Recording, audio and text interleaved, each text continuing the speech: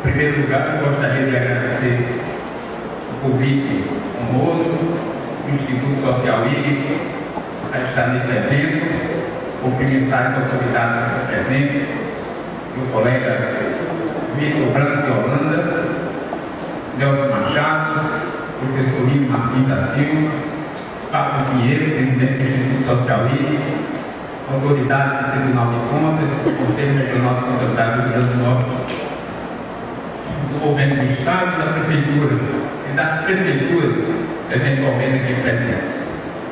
Bem,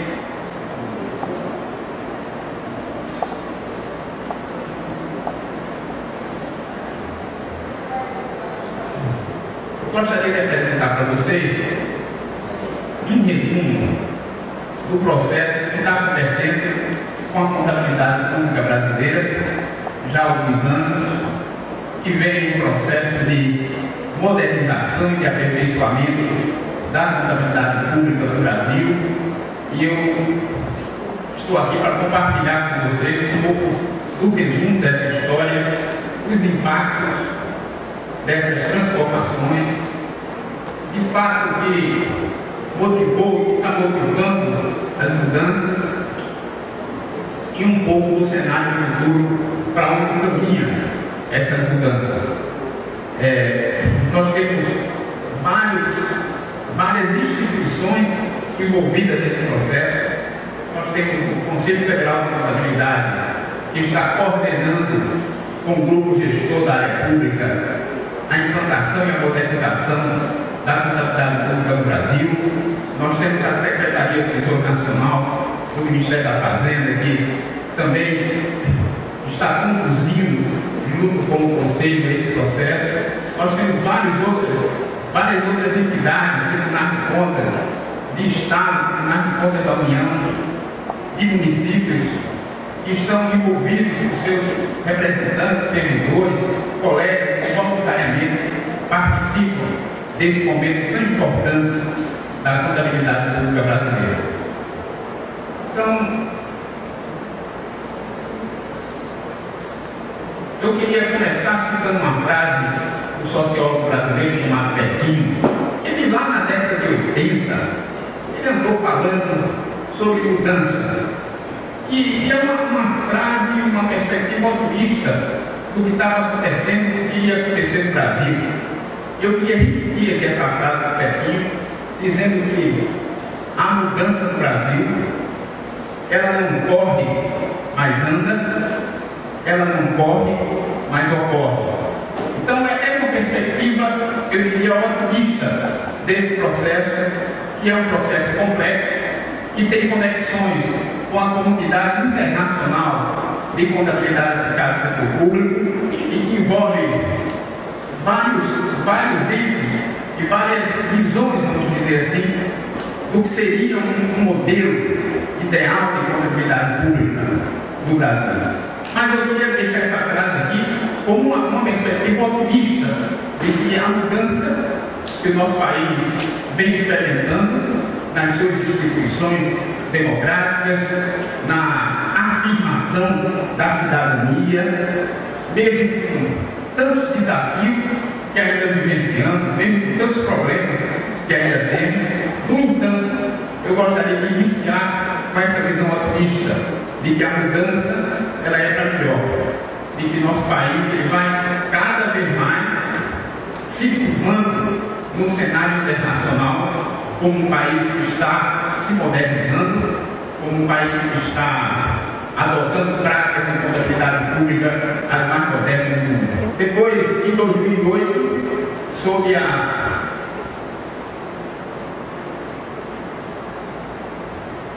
liderança do Dr. Nelson Machado, então secretário executivo do Ministério da Fazenda, nós tivemos a publicação da portaria, a publicação de 2008 das resoluções 1128 a 1137 sobre as normas brasileiras de contabilidade aplicada ao setor público. As 10 primeiras normas foram feitas, elaboradas e foram publicadas, e nós tivemos a partir daí o início do impacto com a publicação dessas normas. E aí sim a portaria 184, também de 2008, nós tivemos um momento histórico da classe contábil, quando em Gramado, no Rio Grande do Sul, em agosto de 2008, com a presença de Sua Excelência, o presidente Luiz Inácio Lula da Silva, ele foi pessoalmente no evento, prestigiou a classe contábil brasileira e lá foi feito um momento simbólico de assinatura dessa portaria, a portaria 184, que determina à União Federal a adoção de procedimentos para convergir as normas de contabilidade às normas internacionais, a partir das normas brasileiras.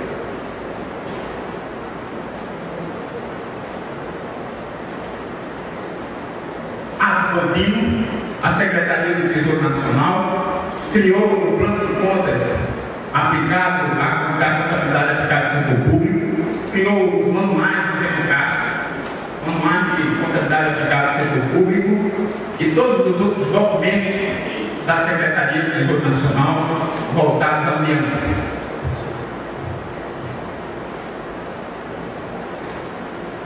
O processo de convergência aos padrões IPSAS, as IPSAS são as normas internacionais de contabilidade aplicada ao setor público, editadas pela EFAC, que é a Federação Internacional de Contadores. Esse processo está em franco desenvolvimento. Eu quero trazer essa notícia para vocês. Nós já temos uma agenda de reuniões, já temos até normas convergidas em audiência pública, fruto do trabalho do grupo. Dia 1º de junho, agora para a semana, nós já estaremos em Brasília em outra reunião para colocar mais normas e definir, coletar todas as contribuições dos contabilistas brasileiros nas audiências públicas. Nós registramos as iniciativas de estados e municípios para criar grupos de trabalho de implementação das normas, da nova contabilidade aplicada ao setor público. Então nós temos vários estados e municípios também. Nós tivemos em Pernambuco, o governador criou um grupo de trabalho para instituir a nova contabilidade do estado de Pernambuco. O prefeito da cidade de Recife também instituiu o seu grupo de trabalho. Nós temos o estado de Santa Catarina, o governador também criou seu grupo de trabalho. Nós temos o estado de São Paulo, que também está em um processo grande de modernização, de implantação de custos e de implantação das novas visões da contabilidade aplicada ao setor público e outras iniciativas de estados e municípios em prol e em busca da modernização da contabilidade pública. E, recentemente, eu gostaria de dar notícia, todos vocês já sabem, a presidenta Dilma Rousseff criou um grupo de trabalho importantíssimo, dando continuidade a todo esse esforço. A presidenta criou um grupo de trabalho chamado CGTC, que é uma câmara, chama-se Câmara de Políticas de Gestão, Desempenho e Competitividade do Setor Público. É uma câmara que já está instalada, ela vai reunir contribuições da sociedade brasileira para atacar o desafio da qualidade do gasto público, da eficiência, da efetividade, do melhor uso dos recursos públicos brasileiros. É um grande desafio e a nossa presidenta, ela, de forma ousada, corajosa, colocou, como se diz, o bloco na rua, como diz na minha terra, colocou o bloco na rua para ver como é que nós vamos conduzir esse processo. Quero dizer que o Conselho Federal de Contabilidade já tomou iniciativa de se colocar à disposição da nossa presidenta para auxiliar nesse processo, contribuir, ajudar nessa visão da melhor eficientização do uso do recurso público, de dar continuidade, dar corpo àquilo que a Constituição Federal determina com relação à eficiência da gestão pública. Bem, quais são os benefícios, um resumo dos benefícios da nova contabilidade pública? Por que se muda o paradigma? Por que se muda o paradigma, né? As pessoas não acordam de manhã e dizem, vamos mudar tudo, está chato, vamos agora mudar. O processo não acontece bem assim. Esse é um processo cultural que vem de tempo e que vem da exposição do Brasil no cenário internacional. Cada vez mais o nosso país ele é observado. Você vê que nós somos tão importantes que agora o presidente americano Barack Obama, visitando a Inglaterra, fez um discurso que eu achei bem engraçado. Ele disse que preocupado com o Brasil, com a Índia, com a China, dizendo, não, esses países emergentes, eles estão crescendo, que é importante, mas os Estados Unidos e a Inglaterra têm que continuar na liderança. Eu achei bem interessante essa preocupação do presidente Barack Obama, né? Que não, olha, eles estão, citou nominalmente o Brasil, citou, disse, olha, está aí o Brasil, está crescendo, está importante, mas nós que ele está dizendo os Estados Unidos e a Inglaterra, nós é que somos os depositários do equilíbrio e da paz do mundo, etc. Aquela visão que é antiga, né? Que a gente sabe de colonização antiga, mas que as coisas estão mudando. E os benefícios da nova contabilidade pública, ela vem nessa esteira da mudança. O Brasil hoje, e principalmente, para vocês terem uma ideia, vejam que coisa, no sistema financeiro, antes de 2008, o acordo de Basileia, que é na Suíça, no organismo internacional, o BIS, que regula o sistema financeiro do mundo, tinha definido uma nova regra chamada Basileia II. Novas regras de capital dos bancos, investimento. Aí veio a crise de 2008. O que aconteceu? Na crise de 2008, o Brasil teve um desempenho invejável, graças a Deus. Nós passamos por essa crise de 2008 bem tranquilos, né? Bem distanciados, e a política macroeconômica, a política financeira do governo conseguiu isolar o Brasil da crise de 2008. E aí o mundo começou a se perguntar sobre as regras prudenciais do sistema bancário brasileiro. A rumaria de países visitando o Banco Central, visitando o Ministério da Fazenda, para olhar como é que nós controlamos o sistema bancário brasileiro, e o Basileia II está em stand-by. IFRS para banco está no processo, né? Ainda bastante lento, mas diminuiu a velocidade. Naturalmente, nós queremos olhar, e é o que nós estamos fazendo no setor público.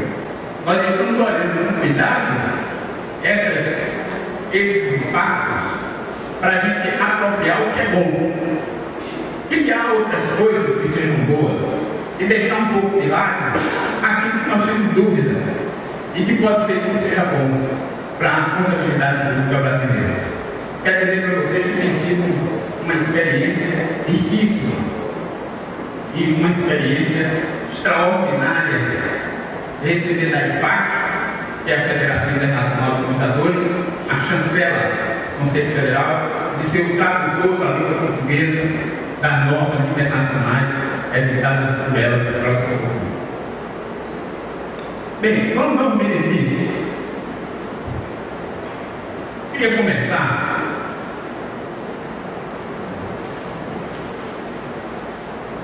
com uma discussão que às vezes a gente discuta muito nas nossas andanças pelo Brasil sobre a contabilidade pública.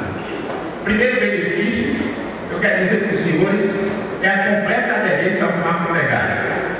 Constituição Federal de 88, princípio de eficiência, avaliação de resultados, economicidade, lei complementar 101 e 131, lei 4.320, normativos e tribunais de contas sobre a efetividade do controle interno municipal.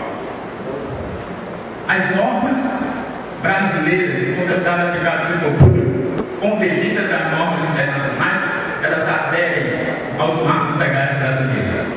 Essa é uma primeira informação que eu queria deixar aqui para os senhores. A nossa contabilidade pública nunca foi uma contabilidade de caixa, mesmo na Lei 4.320, que é de 64, nós já temos lá o balanço patrimonial, nós já temos lá o controle das variações patrimoniais. Então a nossa contabilidade pública do Brasil sempre foi patrimonial. É que nós, profissionais de contabilidade, parece que ao longo do tempo deixamos o ciclo orçamentário dominar todo o processo. E o que nós estamos fazendo hoje é simplesmente colocando as coisas no devido lugar. Os marcos legais, eles estão aqui. Não precisa alteração, não precisa mudança, não precisa de nada, eles já estão aí.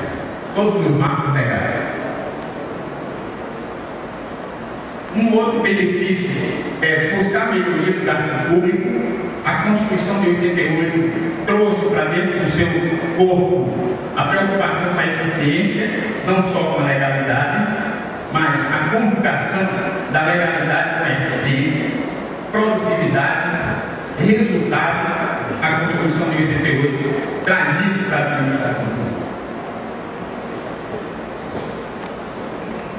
O controle social. A instrumentalização do controle social. A instrumentalização do controle social. Uma sociedade democrática, onde a população, onde os cidadãos, eles precisam dizer sobre a aplicação de recursos, e é preciso que a contabilidade interaja com essa sociedade e auxilie na instrumentalização desse controle. A vantagem de utilizar um conjunto de normas de altíssima qualidade. Uma contabilidade realmente de altíssima qualidade. Com preocupação de reconhecimento, mensuração, evidenciação clara dos fenômenos contábeis. Amplas, abrangentes, para permitir toda a trilha de como anda a aplicação e o uso de recursos públicos. O destaque que nós fazemos para a contabilidade patrimonial. Novamente enfatizar aqui que a nossa contabilidade pública sempre foi patrimonial. Sempre. Nós é que inventamos algumas coisas, como regime misto, essas variantes que nós inventamos, nós profissionais, até por costume e cultura, mas a nossa contabilidade não nasceu patrimonial. Bem, esse conjunto aí, que nós estamos chamando de benefício do uso da contabilidade aplicada ao setor público, ela já está mudando no Brasil. Todo esse movimento já começa a tomar corpo. Os manuais da STM, os estados, os municípios já estão adequando sua contabilidade. A implantação do sistema de custos do governo federal. Pela primeira vez, nós tínhamos desde 2000, na Lei Complementar 101, uma disposição no artigo 50, parágrafo 3º, que deveríamos ter um sistema de custos. Mas até então nós não conseguimos ter. E hoje nós podemos dizer que nós temos um instrumento importante para auxiliar nesse desafio da melhoria do gasto público. Então essa mudança e esses benefícios são uma conquista da classe contábil brasileira. Primeiro, as normas brasileiras de contabilidade técnica do setor público. Nós estamos agora elaborando as minutas, colocando em audiência pública, convergindo as normas brasileiras com as normas internacionais, para definir um marco inicial de adoção pela União, pelos estados, pelos municípios, pelas câmaras legislativas municipais, pelos outros poderes, por todos os entes públicos, autarquias, fundações, sociedades sem fins lucrativos.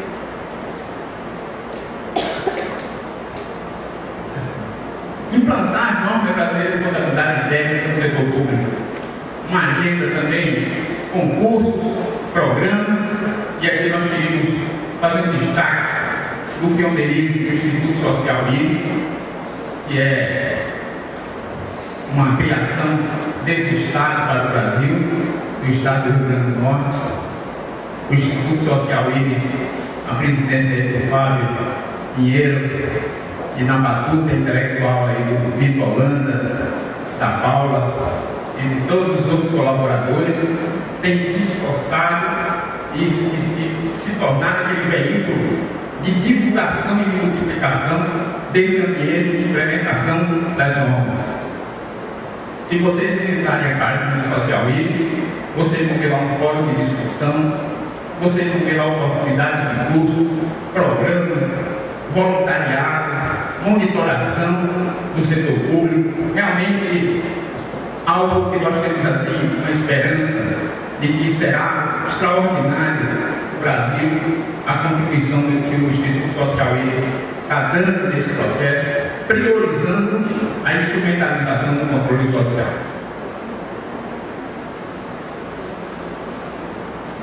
Foram concluídas a tradução das IPSAs, trabalho ciclópico. Digo para vocês que foi bastante difícil fazer essa tradução da língua inglesa para a língua portuguesa. Não se trata de uma tradução de dicionário, é também uma tradução conceitual. É preciso saber o que é que ele quer dizer na língua inglesa para verter para a língua portuguesa. Mas nós concluímos a tradução. Nós já está aí no plano do Conselho Federal de Contabilidade, vai ser publicado um livro com as IPSAs traduzidas. Esse livro vai ser distribuído pelo Brasil inteiro. O sistema CFC-CRC vai organizar esse material, vai disponibilizar para cada um de vocês, e vocês vão ter esse material rico na mão, que são todas as 31 normas, para vocês terem uma ideia. Isso dá cerca de 1.500 páginas de texto. É um volume grande assim, altão, de normas. Então, provavelmente, em breve, vocês estarão recebendo esse livro com todas as IPSAs traduzidas. Claro, nós vamos fazer isso organizando um evento, um seminário para lançar o livro, mobilizar todos os profissionais, os presidentes do CRC. Os presidentes do CRC têm sido parceiros de primeira hora, têm nos ajudado nesse processo. Os presidentes dos 27 conselhos regionais de contabilidade do Brasil inteiro, o nosso presidente de Juarez, a nossa ex-presidenta Maria Clara, que iniciou esse processo, tem sido assim uma visão extraordinária do Conselho Federal e dos conselhos regionais desse ambiente. Bem, o que a gente está chamando de marco inicial é algo que nós estamos deixando para discutir com a classe contábil do setor público. Nós não estamos priorizando uma agenda 2012, 2011, 2013. Nós não estamos preocupados com esse, por enquanto, com esse marco. Nós estamos preocupados em que esse processo seja um processo seguro, em que ele realmente seja denso, no sentido de envolver todos os entes, todos os organismos, principalmente os tribunais de contas. E fazer um destaque, nós fomos muito bem recebidos pelo Instituto Rui Barbosa, lá em Florianópolis, Santa Catarina, num evento promovido, o Instituto Rui Barbosa congrega os tribunais de contas dos estados. Fomos recebidos, fizemos a apresentação, fomos recebidos também pelo Tribunal de Contas da União, que abriu as suas portas para debater as questões sobre as normas. Estamos buscando cada vez mais nos aproximar dos tribunais de contas, empoderando os financiadores, passando para eles todo o material que nós temos, as nossas dúvidas, as nossas conquistas, os nossos avanços, para que os financiadores de fato conduzam o processo de implantação definitiva no Brasil da norma brasileira de contabilidade aplicada ao setor público.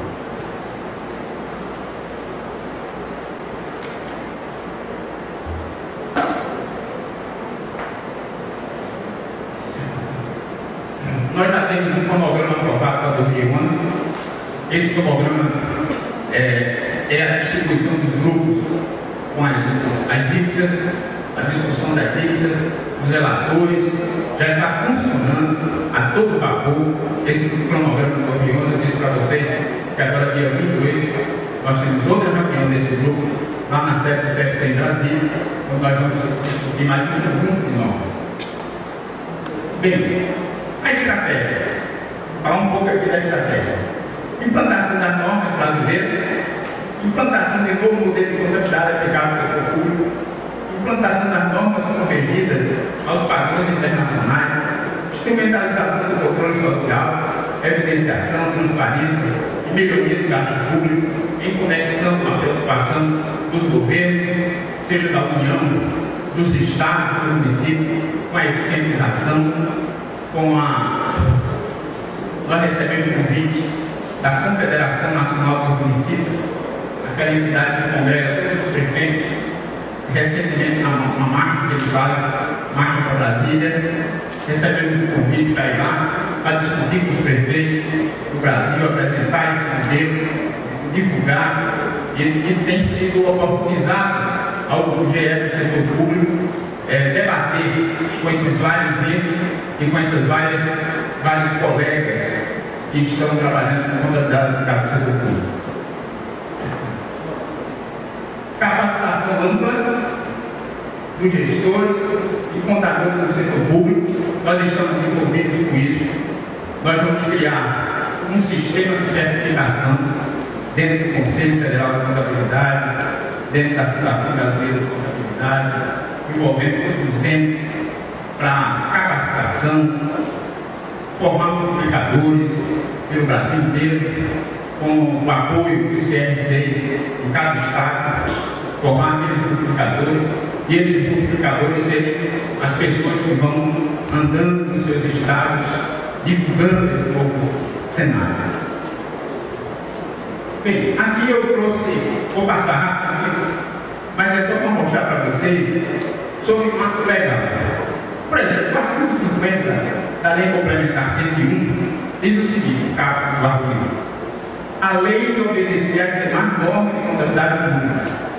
Então, o próprio artigo 50 da Lei Complementar 101 define que os entes públicos devem cumprir normas de contabilidade aplicada, normas de contabilidade pública.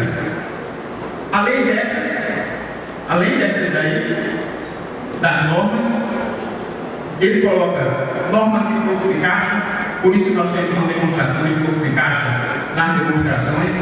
Ele coloca princípio de competência da despesa e do passivo, as normas, as demais normas, coloca princípio de competência dos ativos, o tratamento da visão de caixa do ciclo orçamentário para receita e para despesa, o tratamento da visão de competência patrimonial quando se tratar de ativos e passivos, quer dizer, tudo de acordo com o nosso marco legal.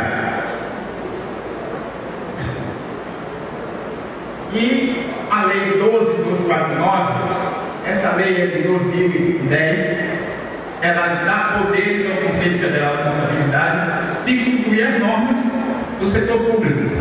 Então a lei, as normas que a Lei Complementar 101 fala, são essas normas que o Conselho Federal de Contabilidade emite.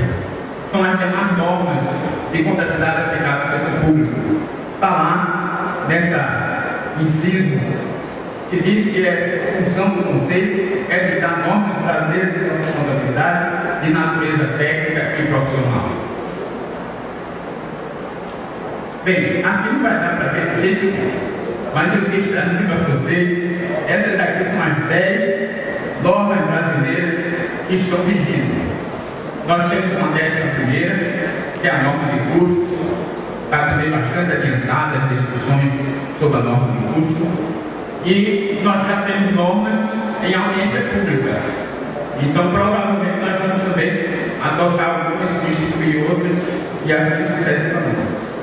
Bem, ainda sobre a base legal, nós temos aqui a IBCT 16.5, que fala de registro contábil, enquanto alguns conceitos importantes na contabilidade, o princípio de competência e o registro baseado no princípio da oportunidade para dar maior transparência e maior força à contabilidade aplicada no setor público. A própria Lei 4.320, no artigo 85, diz que os serviços de contabilidade serão organizados de forma a permitir o acompanhamento da execução orçamentária, o conhecimento da composição patrimonial, a determinação dos custos dos serviços, o levantamento dos balanços gerais, a análise e interpretação dos resultados econômicos e financeiros. Veja que a própria Lei 4.320, ela é ampla, ela é patrimonial, orçamentária e financeira. Nós aqui, às vezes, escolhemos alguns caminhos que nós ficamos mais fáceis.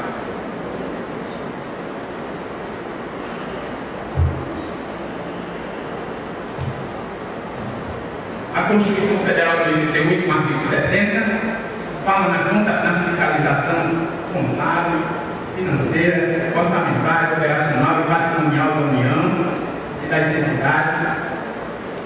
Quer dizer, também que fala dos princípios, legalidade, legitimidade, economicidade, quer dizer, introduz a visão da eficiência do gasto público, introduz a visão de resultado.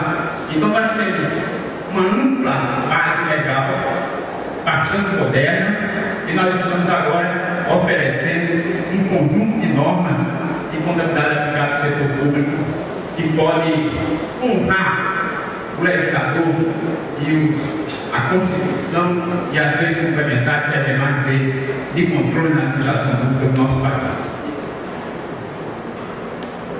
Bem, essas daqui são algumas normas que estão em audiência pública. Vocês podem ir aqui no site do CFC e já ver essas normas. Por exemplo, a norma 3, políticas contábeis, mudança na estimativa e retificação de erro. A norma 4, efeito das mudanças na taxa de câmbio e conversão de administração contábil. A 5, o custo de empréstimo. As 9, de receita de transações com contraprestação. A 23, receita sem contraprestação. A 24, apresentação de informação orçamentária nas administrações contábeis. E a 27, ativo biológico do produto agrícola. São normas internacionais já convertidas à cultura e à visão da contabilidade pública brasileira. Estão em audiência pública para receber os colegas do Brasil, ter contribuições, debates, sugestões, e nós temos recebido bastante. E nós temos catalogado, nós temos discutido essas contribuições. Bem, terceira parte da minha apresentação é a apresentação de quais são as principais inovações trazidas do ponto de vista da contabilidade. Vou mostrar aqui para vocês. Eu queria mostrar claramente um balanço patrimonial elaborado de acordo com a 4.320, segundo nós fazemos hoje. É o balanço da prefeitura. Está aqui o ativo, o passivo, o ativo financeiro, não financeiro, o total. Se a gente olhar aqui, o que é que está faltando aqui? Por exemplo, cadê o registro sobre os impostos a receber? Aqueles impostos lançados, que nós só lançamos quando ocorre o ciclo orçamentário pelo recebimento. Por exemplo, cadê a provisão para devedores duvidosos? Nós não fazemos isso. Outro exemplo, e a depreciação? Nós não registramos a depreciação dos bens públicos. Como é que nós queremos tratar a eficiência do uso do recurso público? Como é que nós queremos mensurar custo se a gente não faz o acompanhamento da depreciação dos bens? Precisamos que essas normas novas, elas incorporem essas normas. Por exemplo, sobre o uso... O que está escrito ali? Não é? Mas não temos. E a depreciação correspondente? Também nós não temos. O que está escrito ali? Não é? Então, são coisas que a lei e as nossas normas não vedam, que a nossa contabilidade é patrimonial, sempre foi. Ela sempre foi patrimonial. Precisamos fazer, executar. Os intangíveis, as amortizações, os bens de uso comum.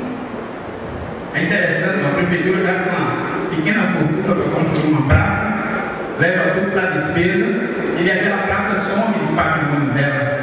Aquela praça não é registrada como um ativo, um bem da população, um bem de uso da população. Não. Então veja que são valores que estão aparecendo no setor público. As depreciações, o desembolso antecipado, provisão do 13º. Nós não fazemos isso no setor público. Por que não fazemos? Né? Obrigações incorridas e não empenhadas, né? Porque assim não tiver dotação, bota na gaveta. Quer dizer, empenho de gaveta. Quem é do setor público sabe que tem ali o chefe do Tribunal de Contas, melhor o senhor tapar os ouvidos ali.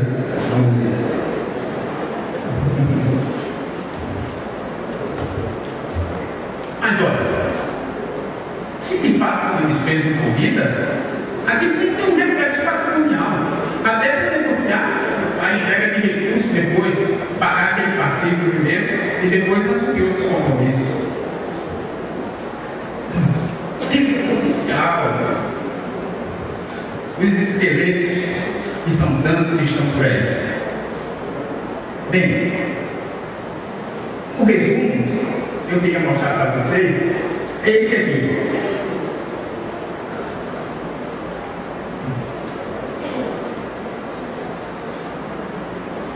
O destaque aqui é o patrimônio. Aqui é uma homenagem ao professor Lino Martins da Silva, que desde muito tempo vem tentando ensinar aos seus alunos, cabeça dura, que tudo tem que começar pelo patrimônio. Parece que os alunos estão aprendendo agora que eles parecem, mas é o professor que insiste, né? O patrimônio, os ativos, os passivos, a receita, a despesa, os resultados. O patrimônio é o centro. O patrimônio é importante. Os outros controles eu faço quantas vezes e quantos controles eu quiser. Já tenho alguns controles institucionalizados. Por exemplo, controle orçamentário, faço.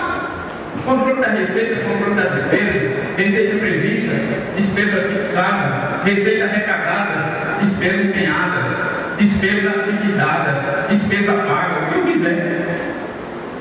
Devo fazer isso.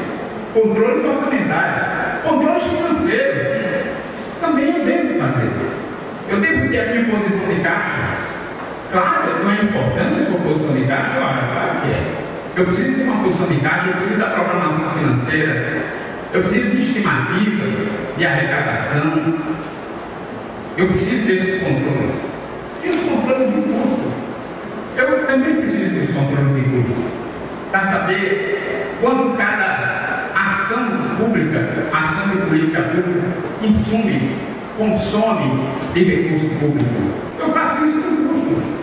E se eu quiser botar outros controles aqui, eu posso colocar da forma como o usuário desejar. Não tem problema. Mas tudo se centraliza aqui no patrimônio. É o patrimônio que é importante na empresa privada, na empresa pública, de qualquer entidade, é o patrimônio que é importante. Bem, com isso, nós podemos dizer que nós temos um completo atendimento ao dispositivo da Lei Federal 4.320,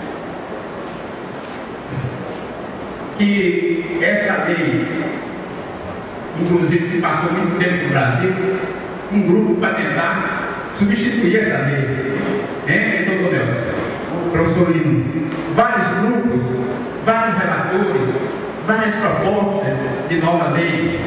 Hoje, nós dizemos assim: não mexa na lei 4.320. Para que você vai mexer na lei 4.320? A lei 4.320 é mais avançada do que nós estamos praticando ela. Ela é mais avançada do que nós estamos praticando ela. Ela é patrimonial. O professor Lino Martins da Silva disse que a gente se acostumou a lei 4.320 até o artigo 35, que é aquele artigo que diz que a receita pela arrecadação e a despesa pelo empenho, o regime misto, entre aspas.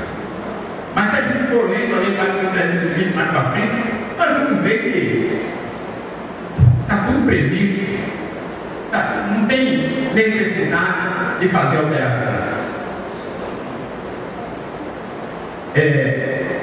Sobre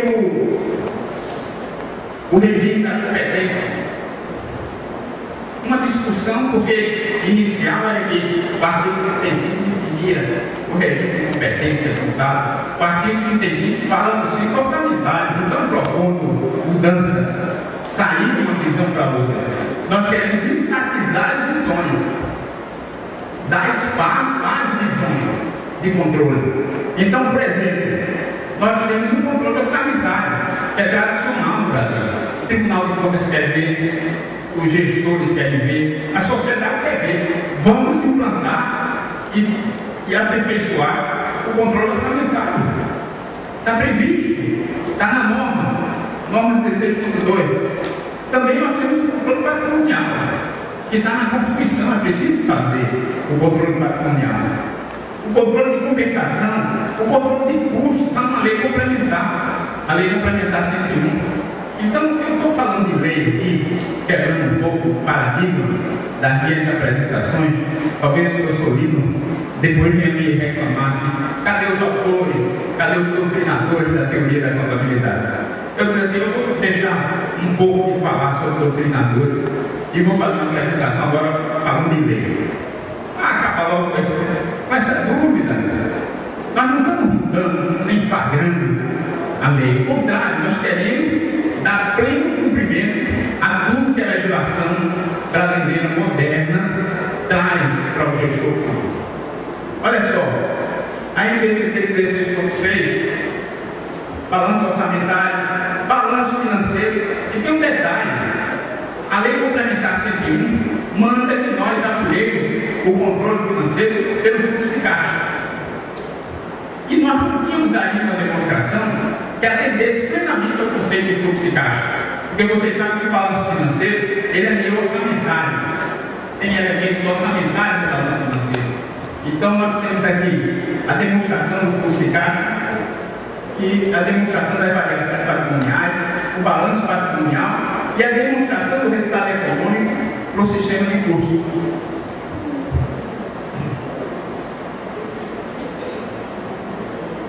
Bem, para enfatizar isso, já vou apressar aqui, porque antes do cartão amarelo, daquelas 4 pessoas,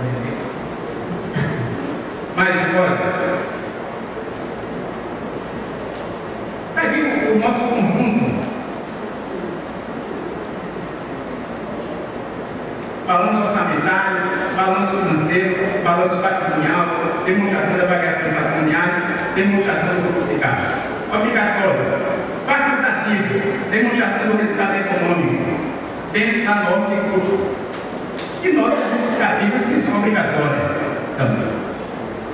Nós não temos, olha, pessoal, o Brasil, comparando com outros países, é cumprir o imediato, porque já tem um escopo legal que permite que a gente avance na contabilidade pública sem muito sobressalto. É só a mudança da cabeça dos contadores públicos. Talvez seja mais difícil, mas nós estamos insistindo, né, doutor? Bem, pessoal, para finalizar aqui, olha só. Essa parte aqui, ó. Está vendo aqui, ativo e passivo? O que é isso aí? Contas patrimoniais. Lembra do nosso curso de contabilidade? São as contas patrimoniais. E o que são essas outras aqui, ó? Variação ativas e passivas, variação diminutiva e aumentativa. São as contas de resultado. São as contas orçamentárias, aprovação do planejamento do orçamento, PPA, execução. Nós temos tudo isso.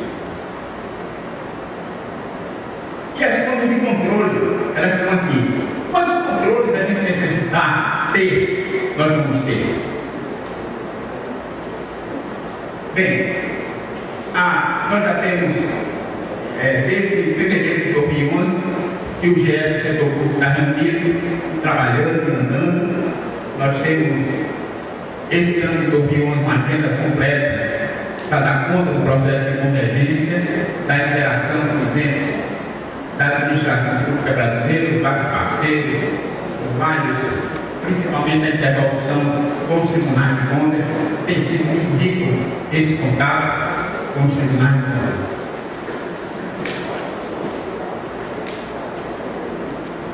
Qual é a conclusão que a gente tira? Contabilidade pública para a sociedade. É isso que tem que estudar. A gente não quer uma contabilidade pública para o contador, nem para o gestor. A contabilidade pública tem que servir ao conteúdo social. É contabilidade pública para a sociedade. Mudança de paradigma, informação de qualidade para os controles internos e externos social e fortalecer a gestão pública. Esse é o nosso interesse e vai continuar sendo. Quero deixar uma mensagem aqui para vocês, uma mensagem tirada do Evangelho, da carta do apóstolo Paulo aos Romanos. Desejar para vocês que a graça maravilhosa do Senhor Jesus se derrame sobre a vida e sobre a saúde e sobre as finanças e sobre a alegria de todos vocês. Muito obrigado pela atenção.